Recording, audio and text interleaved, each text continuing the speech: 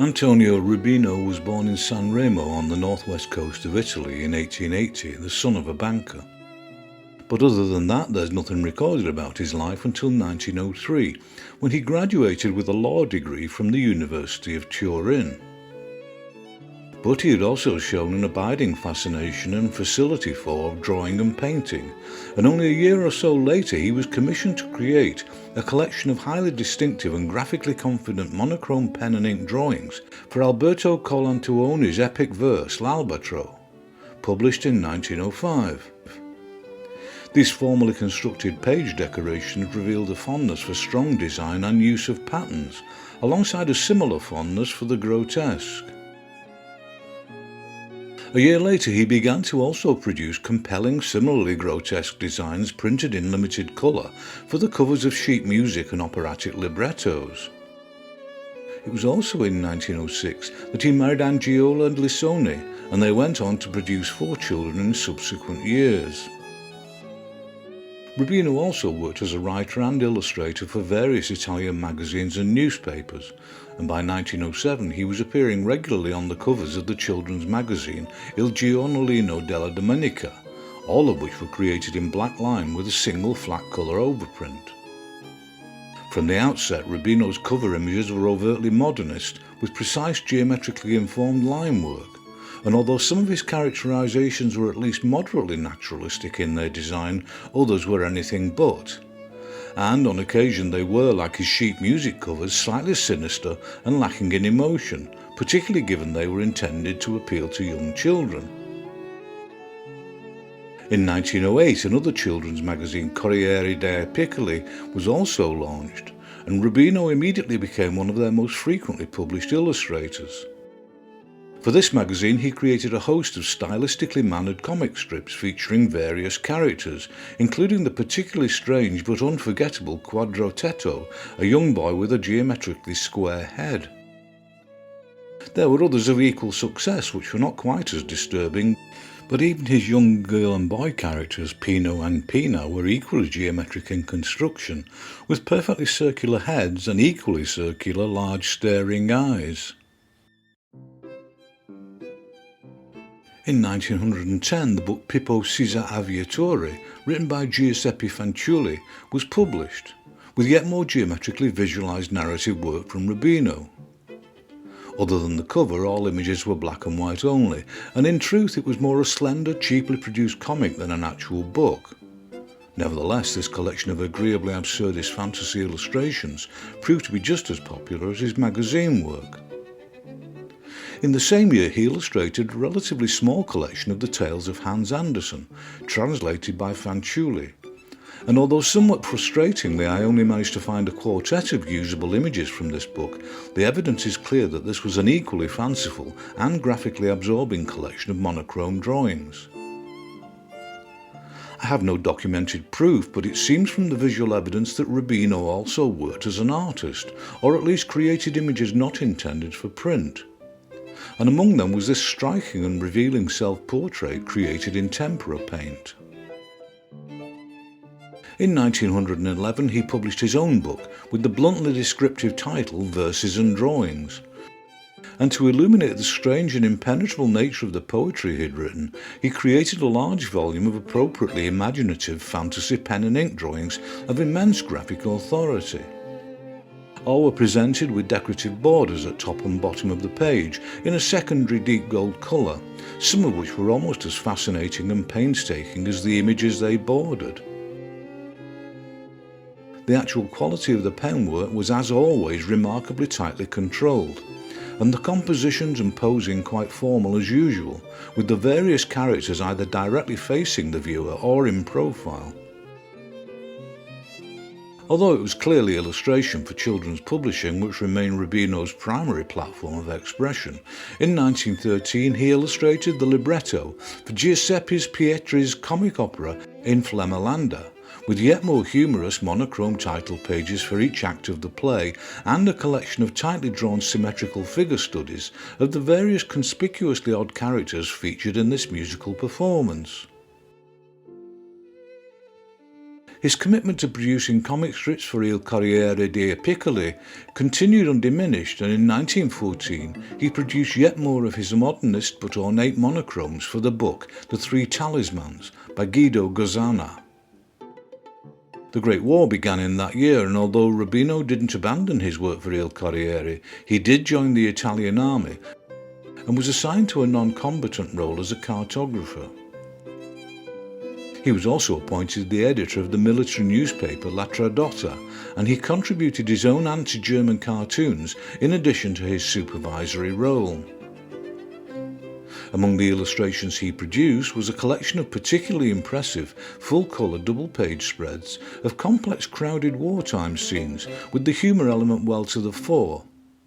And although actual combat was shown on occasion, the work was conspicuously free of carnage. Each one of these dealt with the war from a purely Italian perspective, and these significantly absorbing scenes were immensely popular with the troops and civilians. Once the war had ended, he returned to civilian life and in 1918 produced two striking posters for the aperitif drink Zafferano, a rare, almost isolated example of Rubino working in advertising. In 1920 he published a book about his boy and girl characters Caro and Cora, who had earlier been a popular feature in Il Corriere. He didn't directly mimic the comic strip format for the book, although he did produce a series of line and flat colour double pages which incorporated the relevant text framed within each picture in a similar manner. In the same year he repeated this process with another of his earlier creations, the decidedly strange and rather menacing little girl Viperetta. And although I have no idea what the narrative of this book was about, the various highly imaginative and aesthetically pleasing illustrations featured strange locations and a cast of eccentric supporting characters which clearly indicated a children's fantasy adventure of epic proportions. As with this book and some other work by Rubino, I've failed to establish anything approaching the full story behind it, but a year later he designed a child's bedroom for a very wealthy friend. The room had fantasy murals on the wall and a collection of objects which, unless Rubino was also an able carpenter, I assume were constructed by craftsmen from his designs. Whether this was a one-off or others of a similar nature were also produced, I have no idea, but it would have been a considerable amount of effort and expense just to keep one child happy.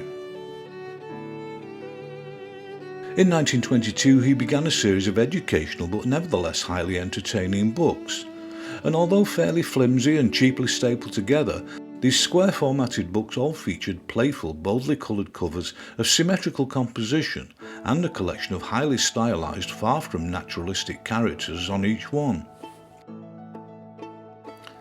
It was the same story with the page illustrations too. Each book contained double-page spreads featuring various eccentrically envisaged characters in a series of equally eccentric narratives, along with small amounts of text, all of which were created to exemplify the basic principles of whatever was being taught. And they did so with considerable humour and visual engagement for the young readers. I should point out that although they were actually published sequentially over a number of years throughout the 1920s, I'm showing all of them at this point in the video simply for the purposes of continuity. Even as he worked on this extensive series, Rubino continued to work for Il Corriere, as well as illustrating other books for children, such as 1925's La Primavera di Giorgio, written by Luigi Capuana. In that year, Rubino also started to create colour covers and strip work for Coccolino, a rival publication to Il Corriere. And as if all this wasn't enough to keep him busy, he also published Il Giardino di Fiorella in 1926. This book contained many brightly coloured full-page illustrations, which clearly show that he was by this point increasingly incorporating the use of the mechanical airbrush in his colouring to create faultlessly smooth tonal transitions in his background work. The images he created, like much of his output, were both charming and surreal, and rather predictive of what the hippie artists of the late 1960s would create under the influence of psychedelic drugs. In 1928 he published another similarly compelling book, The Ark of Seven Colours, which if anything pushed even further into abstracted fanciful territory, with a collection of kaleidoscopic colour pages which dispense with meaningful background altogether in their fractured composition. Alongside his prodigious volume of ongoing book and magazine illustration, Rubino continued to create other unpublished images painted in tempera, involving an array of fantasy characters set within oddly shaped frames or borders, and however mysterious their function, they were every bit as fascinating as his commercial work. Around this time he also continued his involvement with other comics and children's supplements, and was the editor and founder of both Il Balilla and a little later Mondo Bambino. Unlike his bookwork, most of which was created in full colour, Rubino produced his comic pages as line only, and they were coloured in overlays at printing by technicians. In 1930, the book Il Frottolieri was published, containing a collection of folk and fairy tales. And despite the traditional origins of the narratives, Rubino's bold, meticulous ink line work and flat colour washes gave the illustrations a considerably more contemporary and staunchly modernist feel in terms of the characterisation and locations depicted. And even though some of the figure work on show was more anatomically representational than in most of his other work, the illustrations published in this fascinating collection were a considerable distance from the generally prevailing post-Rackham technique employed by virtually every other children's illustrator in Europe at the time.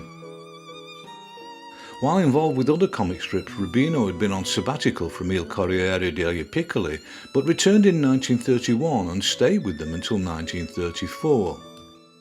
Somewhat alarmingly, there was some comic strip work created at this time, placing his characters in the uniforms of Mussolini's fascist youth movement, with narratives which obliquely referenced Il Duce's societal dictates. In 1934 he established another comic in the form of Mondo Fanciullo, which also featured little fascists doing their bit to maintain order. But mercifully this towing of party lines appears to have been short-lived, and most of the content was more cheerfully inconsequential. It was in that year he created this appealing poster promoting the magazine, and the only other example of advertising work I found was a poster for a herbal tea, also published in 1934. In the middle of the decade, Rubino was chosen to oversee the production of the comic Topolino, the Italian name for Disney's Mickey Mouse. A lot of the comics were simply reprints of American originals with the substitution of Italian dialogue, but on occasion there were actual drawn versions of the various Disney characters, which were conspicuously more formally drawn and far less organic than those published in the USA.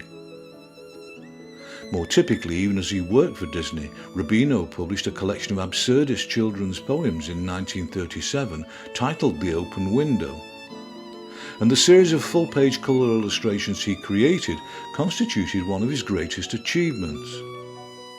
Each image was artfully composed using angular construction, which was adhered to by both the human characters and inanimate elements. But despite this design-conscious, quite formal approach and the expected tightly controlled line work and flat primary colours, the imaginative fantasy world he created was guaranteed to command the attention of any small child and delight them with its innocent appeal. In the following year, another book of children's verse was published. This was Puppy the Unhappy Toy and other poems, and although only printed in 2 colours and black, it was every bit as engaging as the previous year's offering. I found nothing illustrated by him during the years of World War II, but it is recorded that he directed several short animated films, including 1942's The Land of the Frogs. But unfortunately I can't find any video clips of anything approaching watchable resolution, and this engaging still image is all I have to offer. In 1947, Rubino resumed children's bookwork with Il Libro di Belvedere, which featured more of his expected brightly coloured, exuberant full-page illustrations.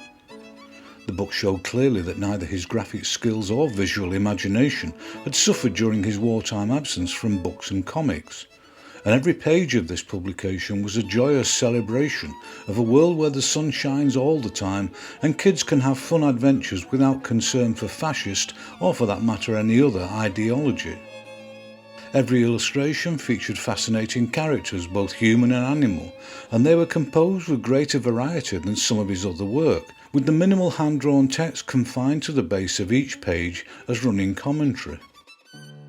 He had also returned to Corriere dei Piccoli when the war was over, picking up where he had left off over a decade earlier with the creation of yet more comic strips, which despite the intervening decades were created precisely as his earlier strips had been.